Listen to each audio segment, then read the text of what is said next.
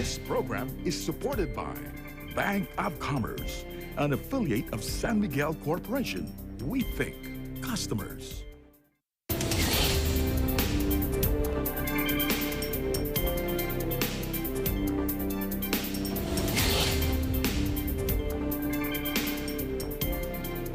Hello, I'm Alma Angeles, and you're watching Eagle News International. And I'm CJ Hero. Welcome to the program. On tonight's headlines.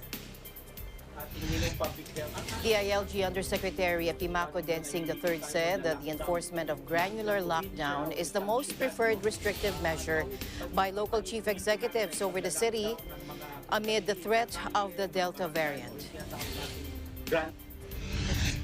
The Deputy Chief of Mission in the Philippine Embassy in Tokyo, Mr. Robespierre Bolivar, gives us an update on the Tokyo Olympics and the current coronavirus situation there. The large wildfire scorching the western U.S. state of Oregon topped 300,000 acres as it emerged. A California power company linked to previous deadly fires may be responsible for a new blaze. And the wealthiest man on the planet, Jeff Bezos, will ride his own rocket to outer space.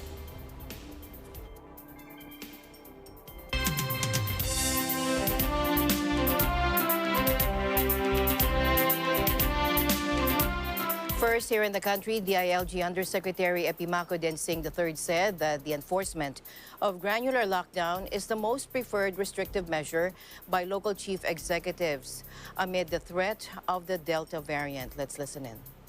Ng ating Minong Public Health. Ang ating panuntunan po as much as possible ay hindi po tayo magla-lockdown ng isang probinsya o isang syudad, no? Ang pag-iigtingin po natin ay pagla-lockdown ng mga maliliit na kalye, mga barangay, or yung tinatawag nating granular lockdowns. Ito pa rin ang ating ipatutupad ng pulisiya. At kasama na rin po rito ang pagbabalanse ng ating ekonomiya. Kaya nga, as much as possible, ayaw na ho natin mag-lockdown ng isang malaking lokal na gobyerno kasi nga makaka-apekto to sa ekonomiya. Hopefully, hindi nga kumalat itong Delta variant. Medyo nakakatakot po ng konti dahil kung matatandaan po niyo sa mga balita, ang Indonesia dahil sa Delta variant ay nagkakaroon ng at least 50,000 infections a day at 90% ng bagong COVID-19 infections sa United Kingdom halimbawa ay dala po ng Delta variant. So ganun po kabigat itong variant ito ng COVID-19. So importante yung ating mga kababayan, alam po ito para po mapaghandaan natin at maiwasan din natin itong mga infection na ito.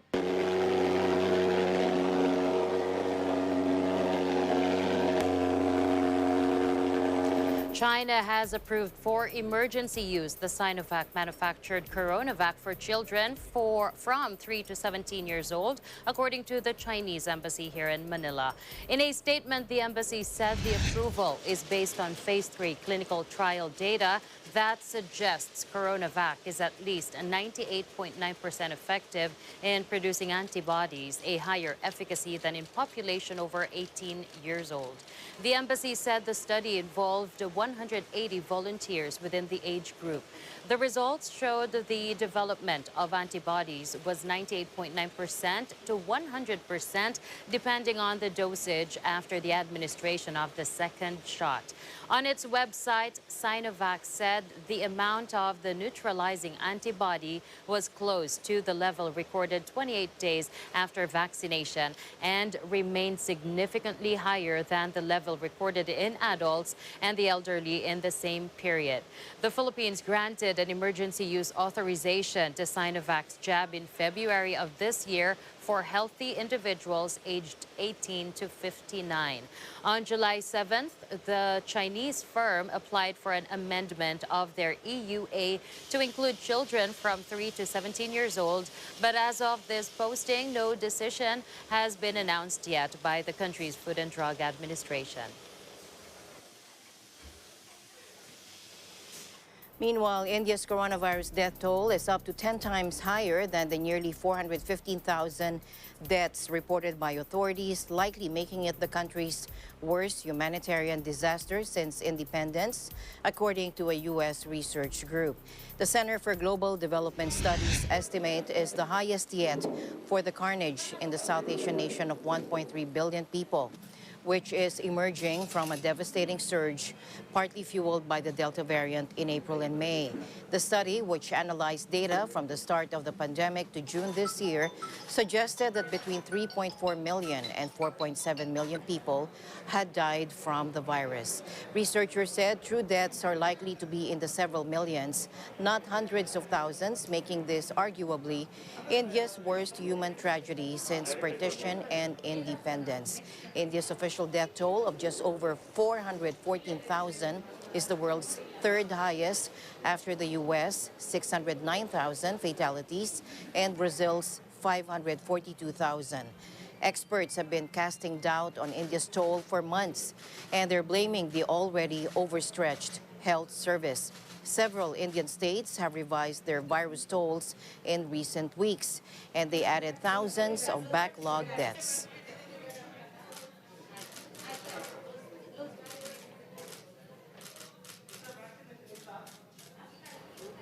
In other news, Japan's Emperor Naruhito will attend the opening ceremony of the virus-delayed Tokyo Olympics, according to his office.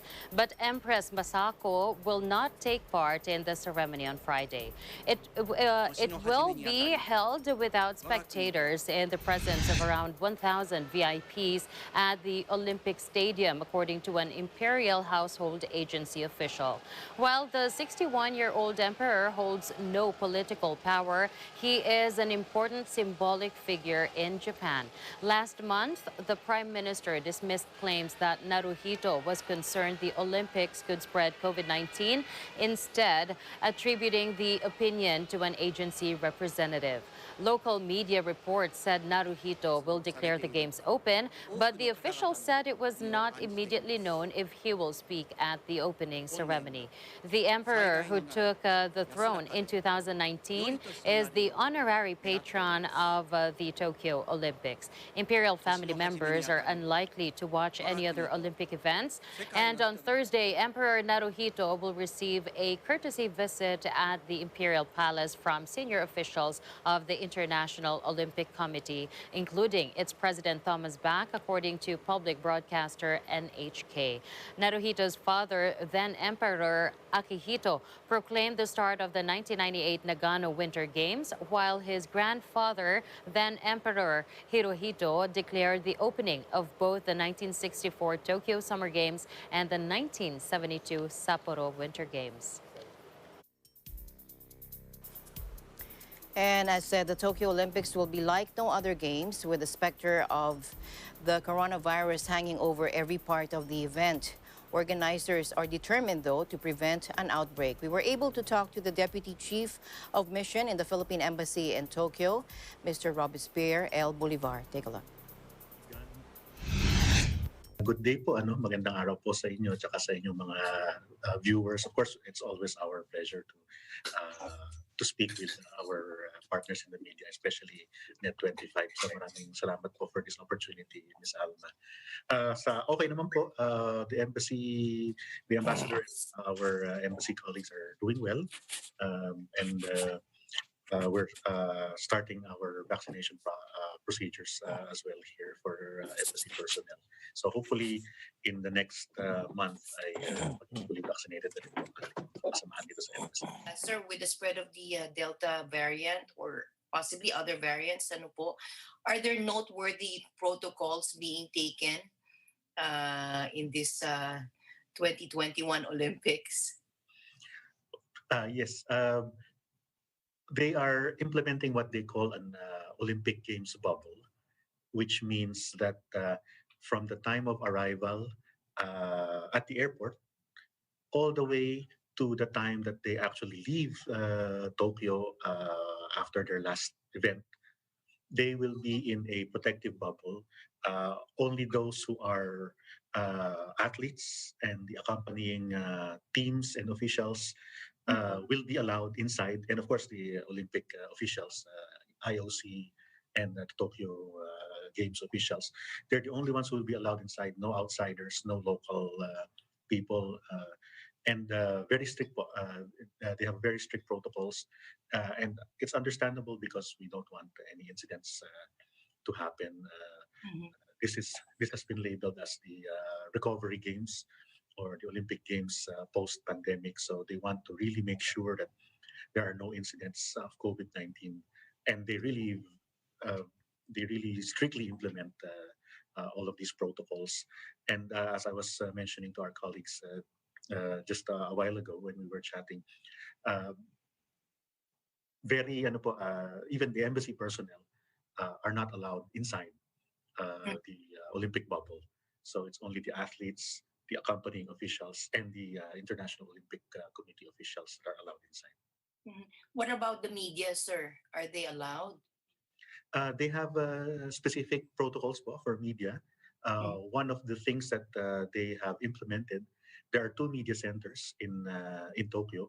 One is operated by the Tokyo Organizing Committee of the Olympic Games. The other one is being operated by the Tokyo Metropolitan Government, and they are sharing live feeds, photos, pool coverage for any activities related to the Olympic Games in an attempt to minimize also the number of media representatives inside the games. As was reported in the news in the past couple of weeks, they have also barred domestic spectators from the games. So they really want to minimize even the number of athletes who will be joining the Parade of Nations at the opening of the Olympic Games on Friday. They are going to minimize that. Aside from minimizing the number of people in the stadium, they also don't want, particularly the Philippine team. We've talked to them the other day. They also don't want to expose our athletes to any unnecessary exposures. Yes. And speaking about the Philippine delegation and the Philippine team over there, have you met them, sir? And have you talked to them? How were they po? We've met the Philippine Olympic Committee officials headed by Chef de Mission, Mr. Araneta po. We've met with them several times virtually. Yung athletes po, some of my colleagues have had the fortune to be at the airport to render assistance if necessary. Although from a distance, as you can imagine, more than 2 meters dapat ang distance. But they were able to at least personally see some of our athletes arrive in Tokyo Saturday, Sunday, and yesterday. Personally, ako po, I have yet to meet any of our athletes, even virtually. And we understand that we don't want to disturb them as they prepare for their competitions. And we go to, I know that Tokyo imposed an emergency there and that will go through the Olympics po. Kumusta po ang kalagayan po ngayon dyan sa Tokyo po? Yes, ma'am, you're correct po. No? The state of emergency, I think it's the fourth or the fifth state of emergency was implemented by the national government on Tokyo, Osaka, and the surrounding prefectures of Tokyo as well. It will go through until August 22, if I'm not mistaken. So hagip po yung the Olympic dates, the 2 weeks of the Olympics will be under a state of emergency here in Tokyo. We've been seeing an increase in the number of cases. Again, unfortunately, over 1,000 cases for the last couple of days. So we hope that with this new state of emergency, with the new restrictions that are in place, hopefully we will see a decline in cases over the next couple of days. Yun naman pong mga kababayan po natin, they are doing well. We have, from the start of the pandemic last year, we have registered about less than 500, about a little over 400 cases of COVID-19 amongst the Filipino community in Japan. So far, as far as our information is the information available to us right now, all of them have recovered already. At so far, no new cases, thankfully, with the Filipino community in Japan.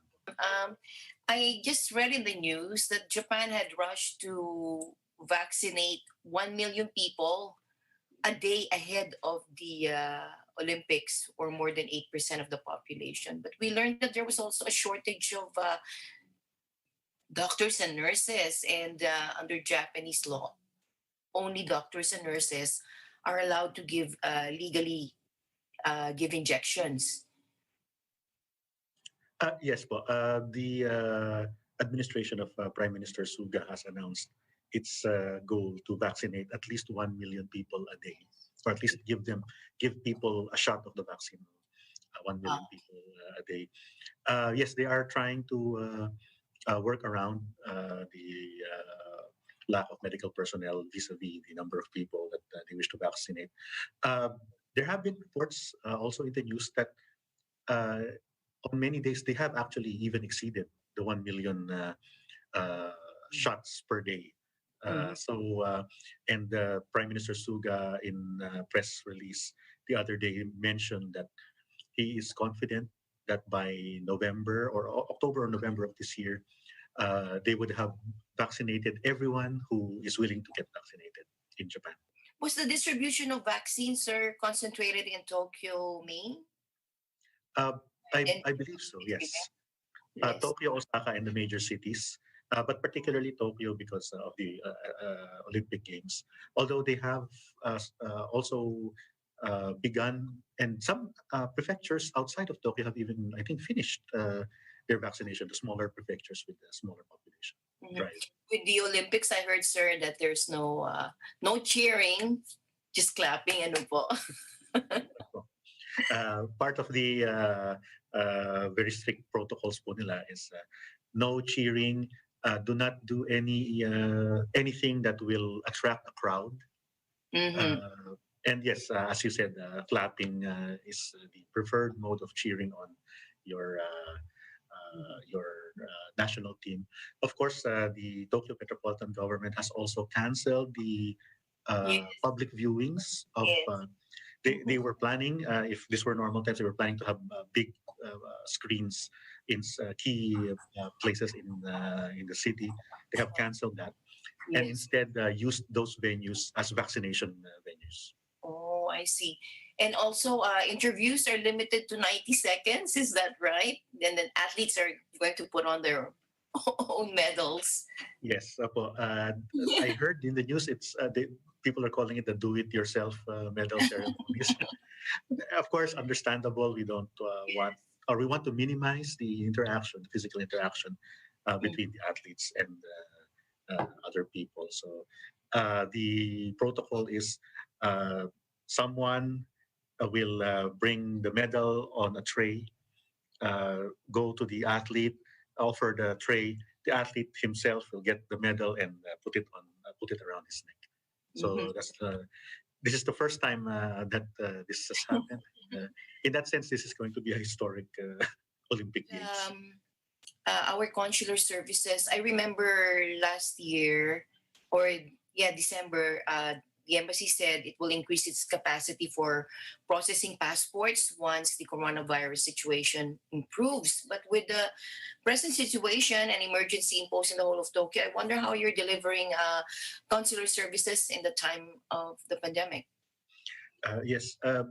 We have made sure that COVID prevention protocols are in place before we reopened to the public last year. And we have stayed open to the public since June 1st all the way up to today. And when the situation stabilizes, we increase the number of appointment slots available for all services. We have also implemented services by mail for those consular documents that need not be processed in person, so that we minimize the number of people in the consular area. And we have also employed the new technologies. We have a paging system now at the consular section. We have an automated appointment system. So, of course, we beg the indulgence of our Filipino community in Japan. We have yet to be able to come close to what we had before, prior to the pandemic, where you have 300-400 people congregating in the consular section. We cannot do that. I hope our kababayans understand. How is the hospital doing right now in Tokyo? The last update from the Tokyo Metropolitan Government last week, Yes. the situation is still very serious in terms of the availability of hospital beds and medical treatment for COVID-19 patients. And that's one of the reasons why they declared this new round of state of emergency restrictions. And your message, sir, finally, to our viewers. Well, again, first, thank you to Net25, Ms. Alma, for giving the embassy this platform. And of course, please be assured that we will continue to partner with you even after all of these pandemic-related restrictions are lifted. And to the Filipino community, we just want to assure you of the embassy's continued service. Our frontline services remain active and available to the Filipino community. Of course, we will be scaling up our services as soon as the situation stabilizes, so please bear with us. And also, we also want to, of course, request everyone's prayers for our Olympic team who are now in Tokyo to compete in events starting this week. We are praying and hoping that our Olympians will, of course, bring home medals, gold, that elusive gold medal, hopefully. But of course, with that being said, we are already proud of our Olympians for making it, for qualifying in the Tokyo Games, and the embassy is always here to provide whatever assistance they may require.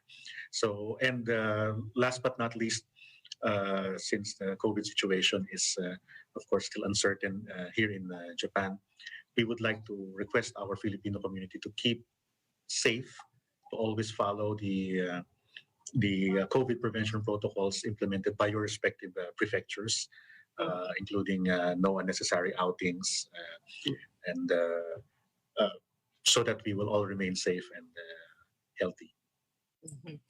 Thank you for the constant updates on the situation there in Japan and the Olympics. Thank you very much, sir, for your time. Mabuhay kayo. Thank you po. Mabuhay din po kayo. In other news, Swiss pharmaceutical giant Roche said that Japan had become the first country to approve or to fully approve its Ronapreve antibody treatment for patients with mild to moderate COVID-19. The approval was based on phase 3 trials, finding that the antibody cocktail dramatically reduced the likelihood that mild or moderate COVID patients would develop into serious illness, causing hospitalization or death. Roche said the phase 3 trials of Ronapreve had shown that high-risk non-hospitalized patients treated with the drug had a 70% reduction in subsequent hospitalization and death. Roche said outside Japan, the antibody combination has been authorized for emergency or temporary pandemic use in a number of countries and regions, including the European Union, the United States, India, Switzerland, and Canada. A confidant of deposed Myanmar leader Aung San Suu Kyi and stalwart democracy campaigner died today after becoming infected with COVID-19 in prison, according to authorities. Nguyen Nguyen, a veteran senior member and former spokesperson of the National League for Democracy Party, led by Suu Kyi, was 78. He had been arrested after the February 1 coup, removed from the NLD from power, and was held in Yangon's notorious insane prison on charges of sedition. Zhao Mintun, spokesman of the State Administration Council, said that Nguyen Nguyen had underlying conditions of hypertension and diabetes. A veteran politician who worked on human rights issues, Nguyen Nguyen was the sole person allowed to meet with Suu Kyi during the previous junta regime when she was held under intermittent house arrest for 15 years.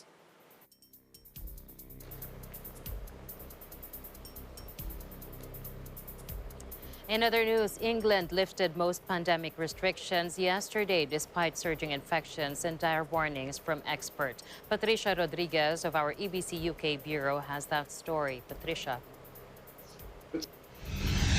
England lifted most pandemic restrictions Monday, despite surging infections and dire warnings from experts. Daily infections in Britain have climbed, averaging more than 50,000 since last week, with Delta COVID variant taking hold in many areas. But despite accusations against the UK government of recklessness, it lifted legal mandates in social distancing, wearing masks, and working from home, urging personal responsibility instead. Nightclubs in England reopened their floors to dancers at the stroke of midnight for the first time since March 2020, while sports stadiums, cinemas, theaters can now run at full capacity.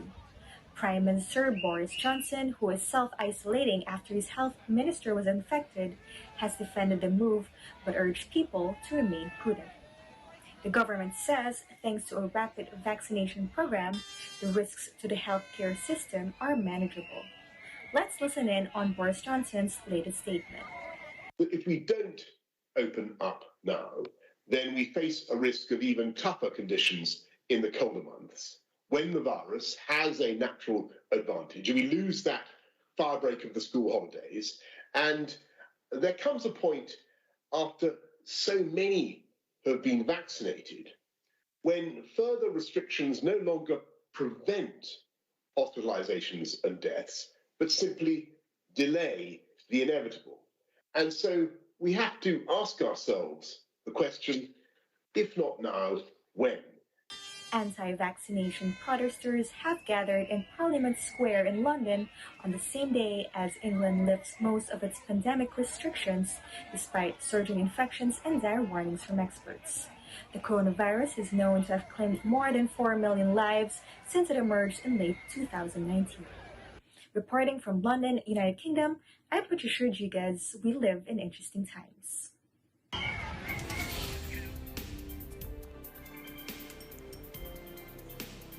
And the news continues here on Eagle News. We'll be right back.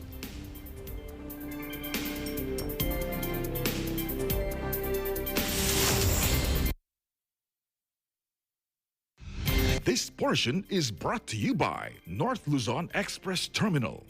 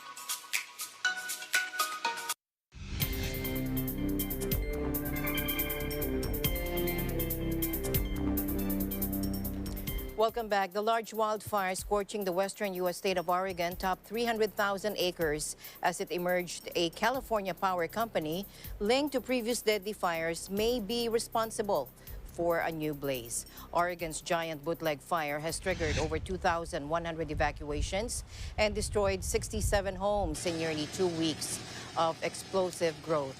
The largest inferno in the U.S., now spanning 340,000 acres, an area larger than Los Angeles, has come unusually early in the fire season, driven by multi-year drought, gusty winds, and a scorching start to the summer that experts have linked to climate change.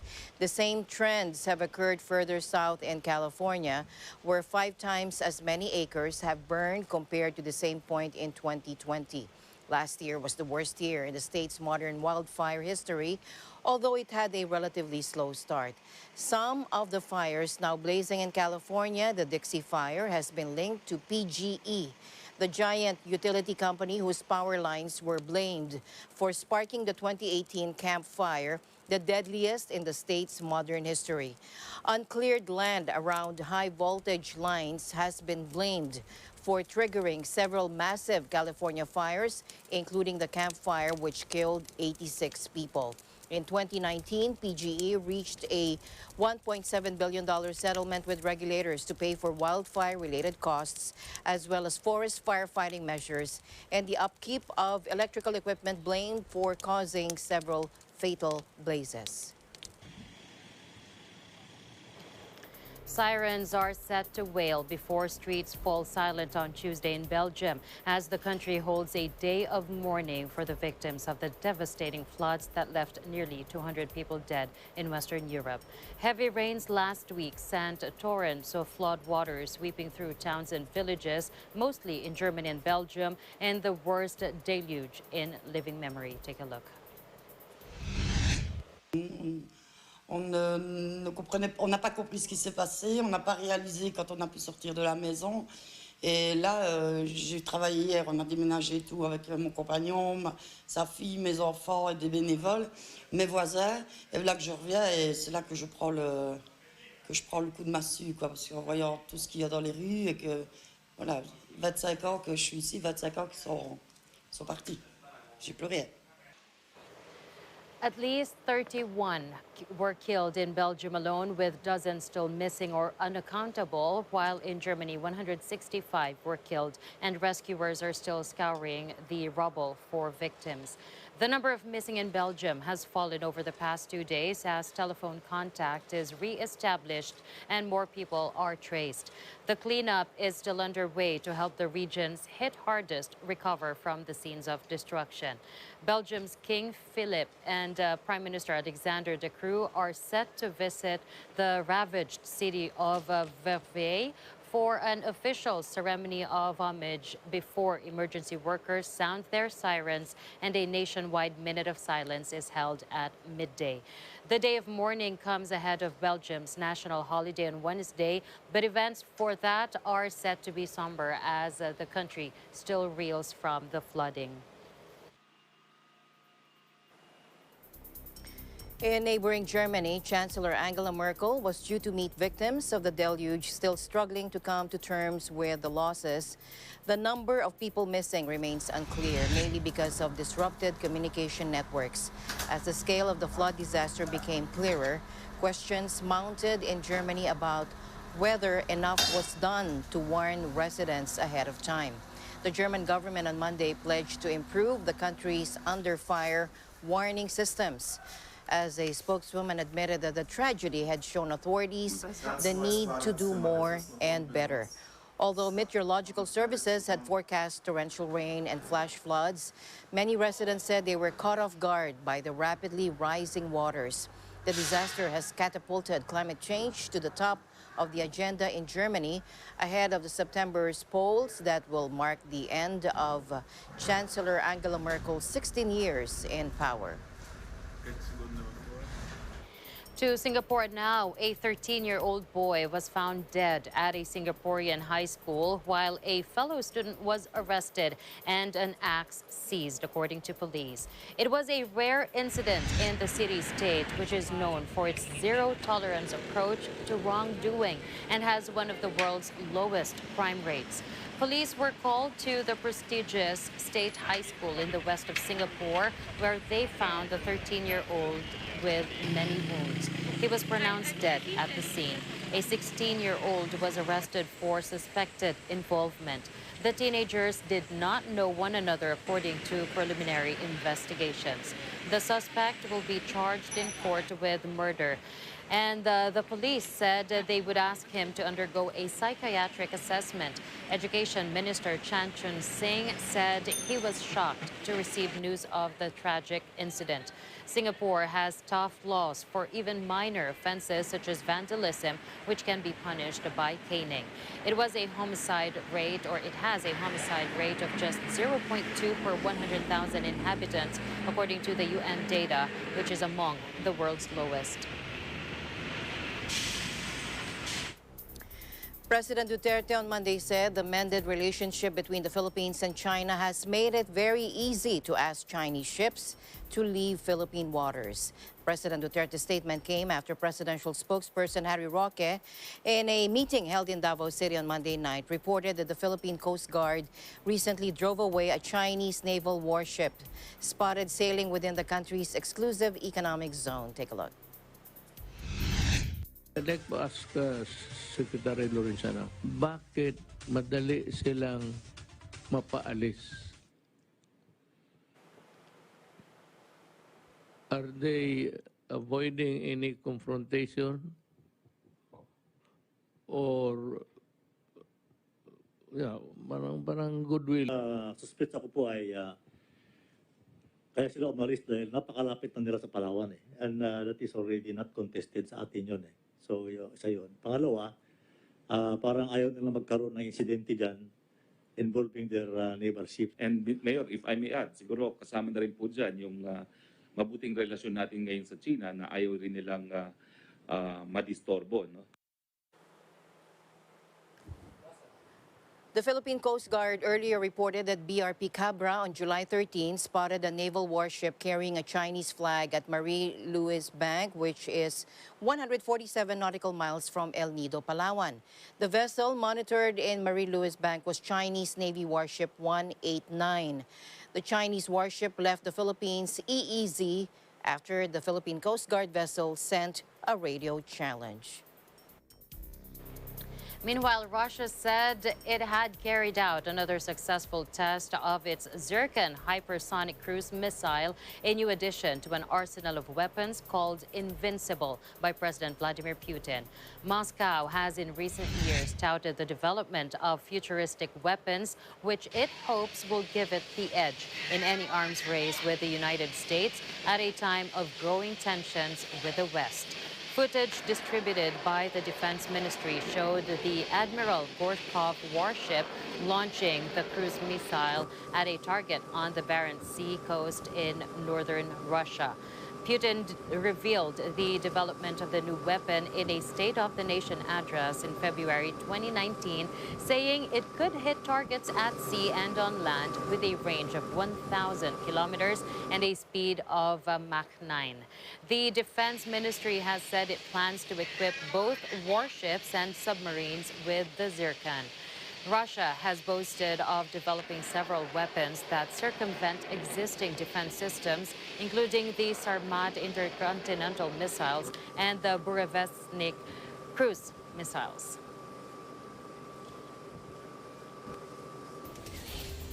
Eagle News, we'll be back with more stories. Please don't go away.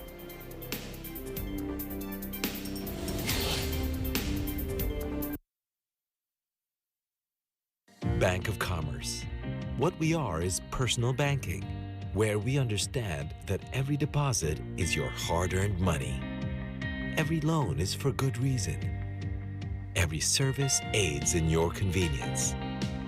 Every business of ours is meant to grow yours. We hear you, feel you, and we act on your every banking need. Bank of Commerce, an affiliate of San Miguel Corporation. Mula noon hanggang ngayon, gabay natin ang MTRCB ratings sa matalino at responsableng panonood.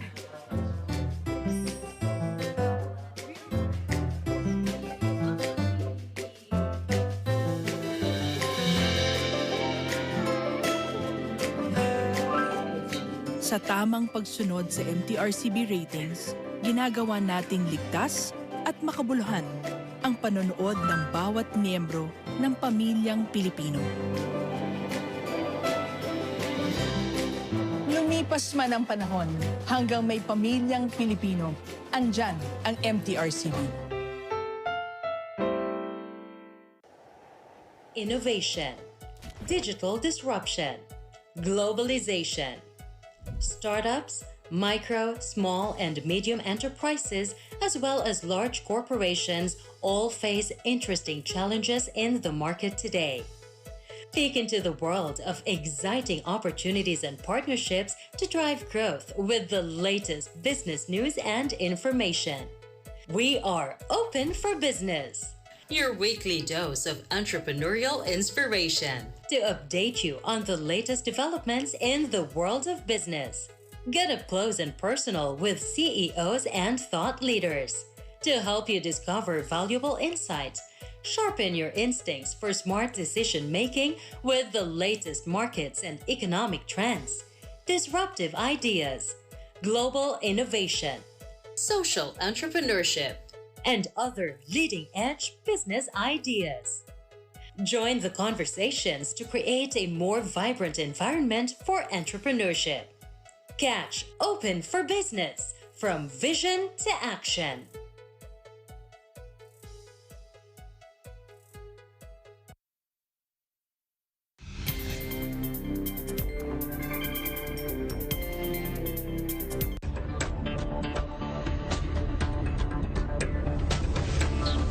Welcome back. Del Monte Philippines, known for its pineapple-based products and sauces, said the Securities and Exchange Commission has approved its IPO, or initial public offering, with the listing on the local bourse scheduled for next month. The IPO will raise as much as 44 billion pesos, or $874 million, from the maiden share sale, including the over-allotment option that makes it the country's second largest IPO this year, after instant noodle and biscuit maker Mont Nissin, that had raised 55.9 billion pesos from its market debut in June.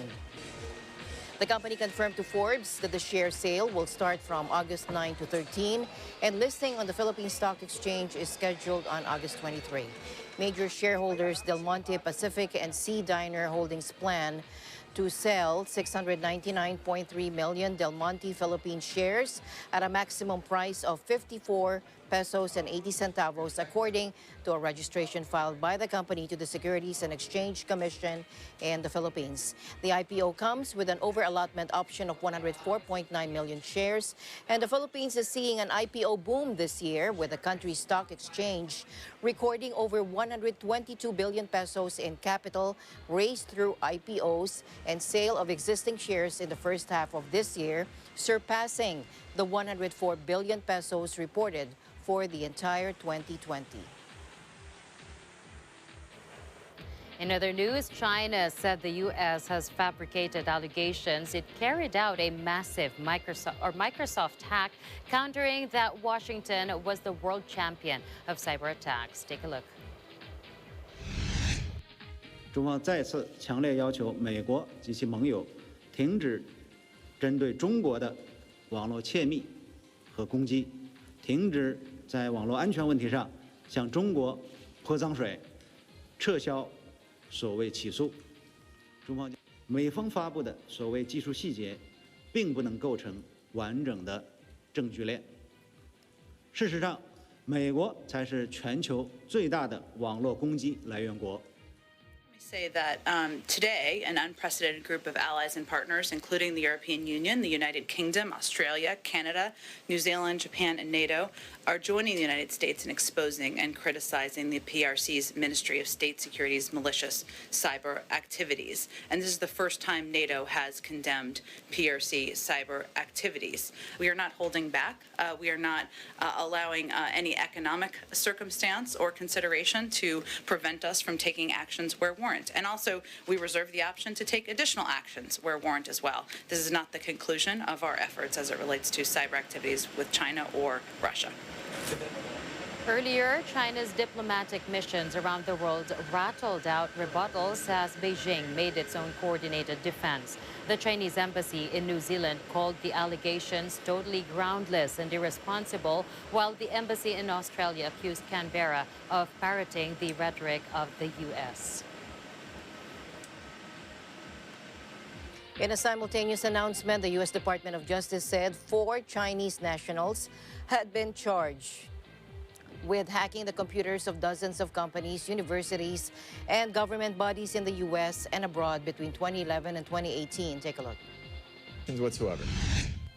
This case is about a cyber hacking and economic espionage campaign led by the government of China.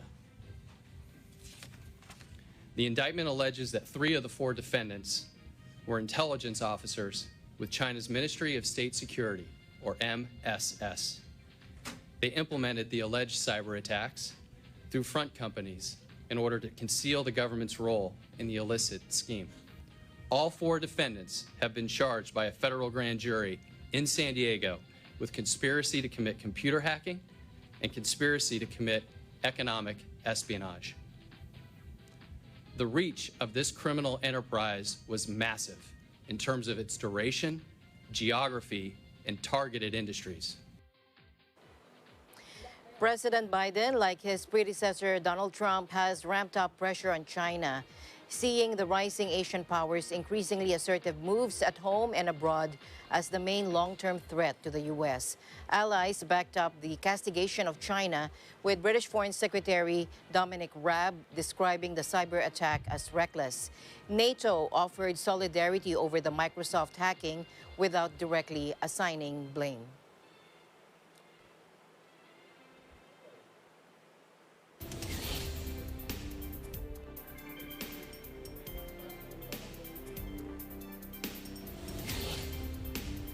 And the news continues here on Eagle News. We'll be right back.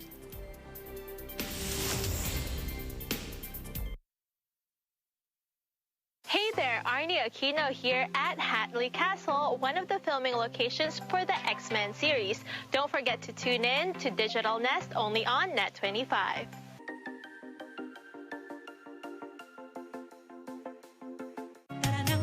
Samahan sina Wedge Kujamat, itong balitang panggising sa ulo ng mga balita.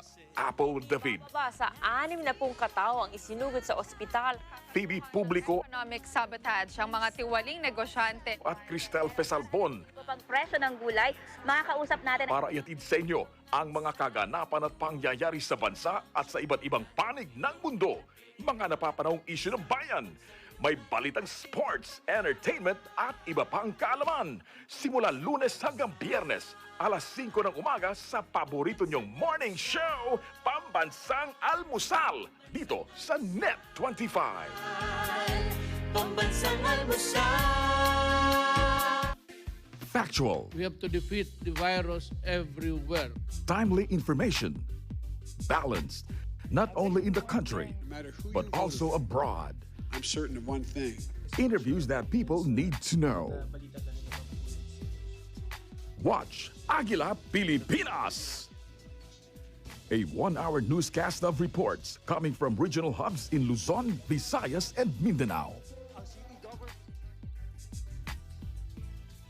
Know the important updates in Asia in ASEAN in Focus.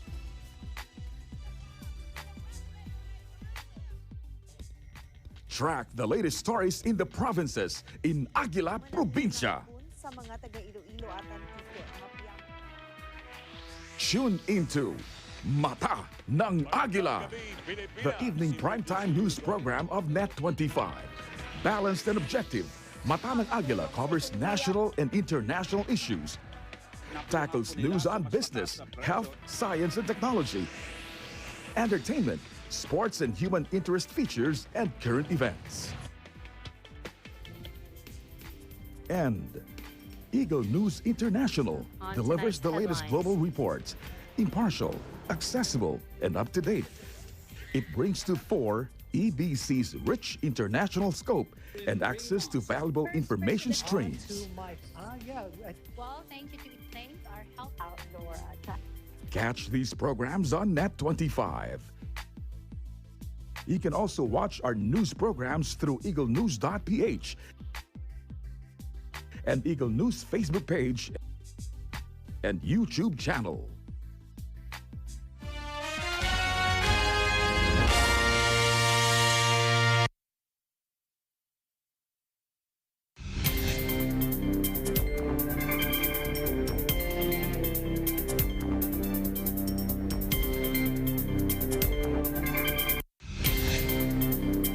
Welcome back to the news. It's a neighborhood watch with a difference. A clean-nosed crew sniffing out trouble and keeping the streets safe for school kids. Meet the Pups of Tokyo's 1-1 Patrol.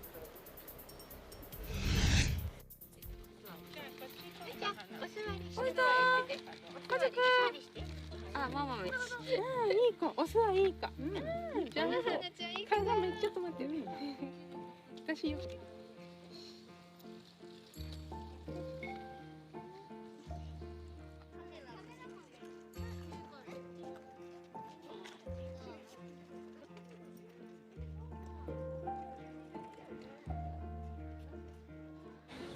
なんか帰りとか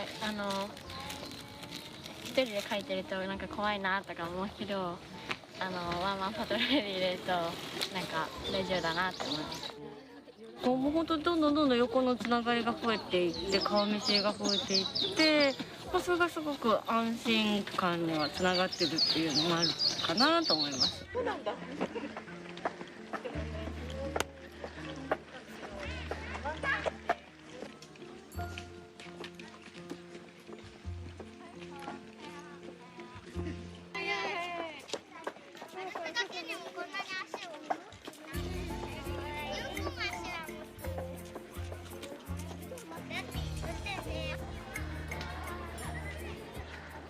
ワンワンパトロールっていうのはこうみんなで集まってやるのではなく、それぞれの飼い主さんが自分の散歩の時にお揃いのバンダナをつけて散歩することによって、犯罪の起こりにくい街にしようっていうことで始めたんですけど。いいんですねこれね。ごめん全然。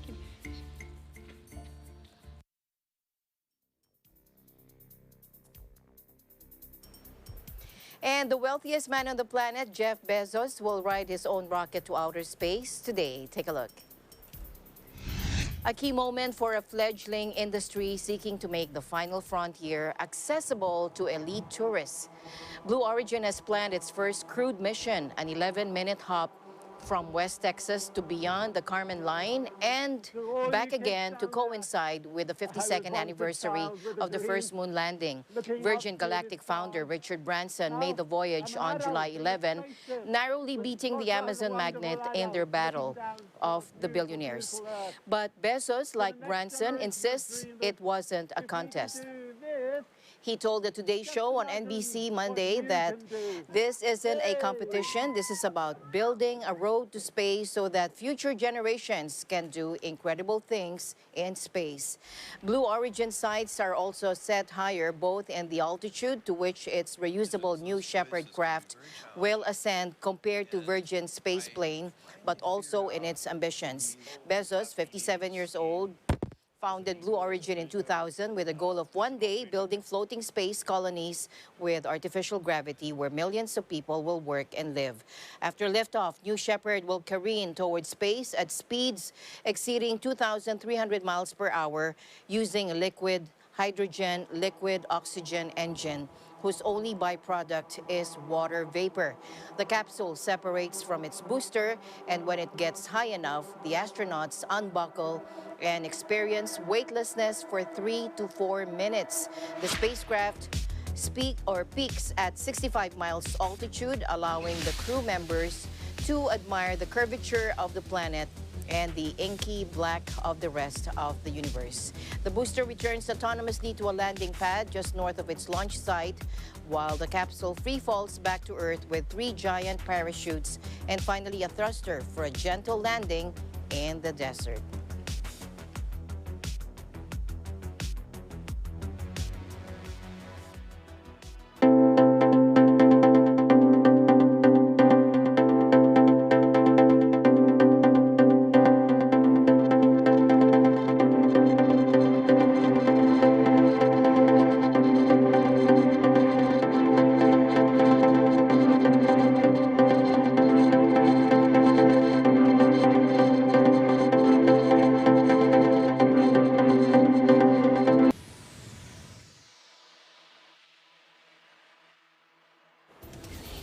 Battle of the Billionaires. That's right. I wonder what the next competition will be about. That's it for tonight's broadcast. Thank you so much for joining us. I am CJ Hero. See you again tomorrow. And at the end of the day, there remains so much more to be grateful for. I'm Alma Angeles, and we live in interesting times.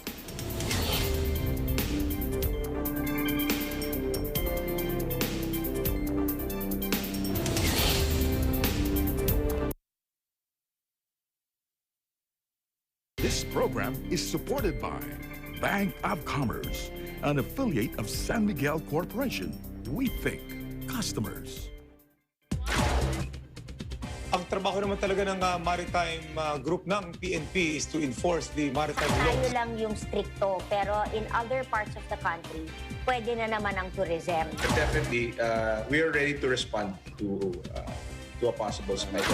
Sapagkat ang aming intensyon ay makatulong lang sa mga tao na wala talagang magamit na gamot. 92 voted